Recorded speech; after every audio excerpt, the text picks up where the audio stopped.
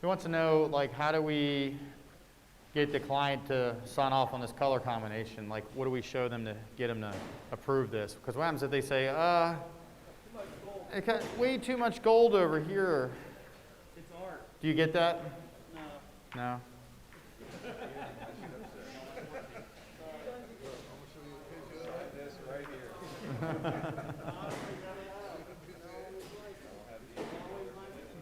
Do you just show them a picture and say these are the colors? It won't look like this?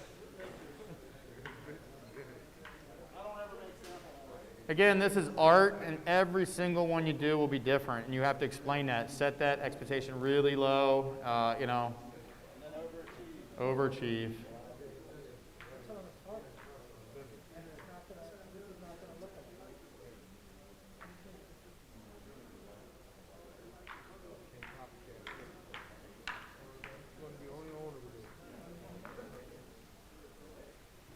Trademark it. Only come in gold. Silver, copper.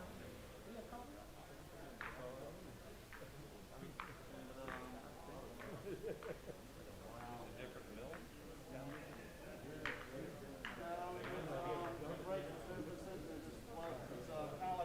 That's how spray paint works. Right. So it's the same powder they put in spray paint.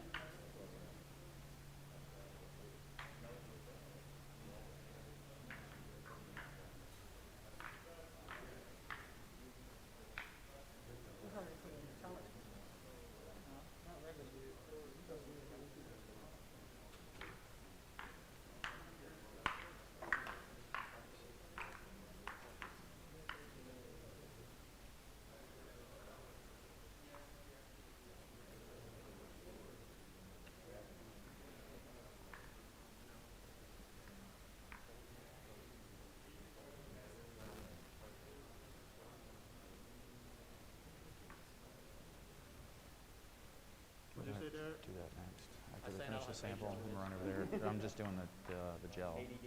That's pre-prep. Just roll it around, it's still gonna look sweet. Well, that was what I was saying was for me, I was just naturally just want to do the edges first and then just go ahead and push the whole middle around. That's the industrial. Use that side. for that. I know. I'm flawed. So I don't ever care about the edges until last. So my garage floor has that line down the middle and then a line over there.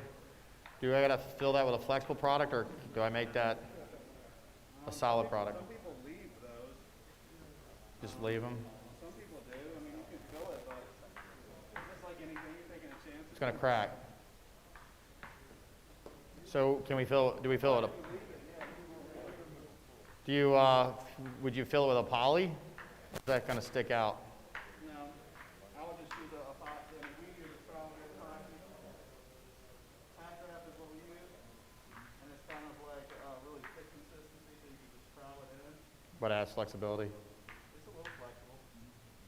You do that first and then tape it? Yeah, you'll do that first. Well, you just basically, it's a feather finish type epoxy. You basically feather it into the cracks or in the seams, and then do your base coat on top of that. Actually, it'll bond to the base coat, so you can do it wet on wet. You can also grind it the next day. If you want to just do it in 2-day steps, and you want it perfect, and you're not good at feathering, then you'll want to just fill it and then sand it the next day, and then do your base coat.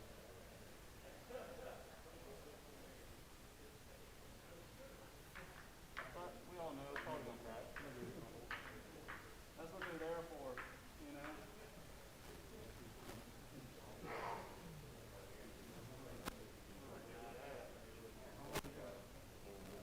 All right, any questions?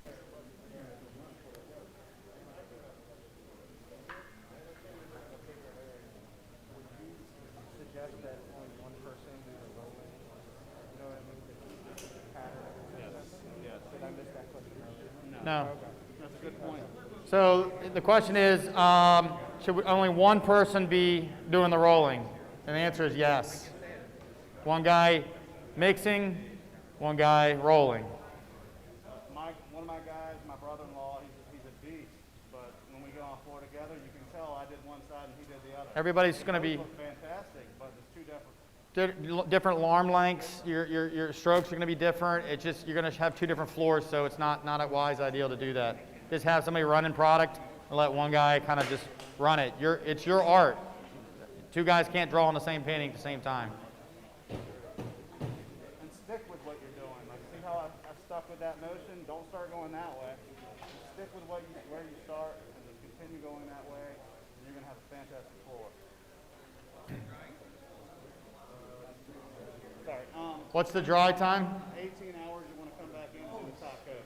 So 18-hour dry time, guys. If you had a spot that you wanted a little bit more gold, You can add it, but I do not recommend it. You see how natural this looks? This looks like a slab of granite.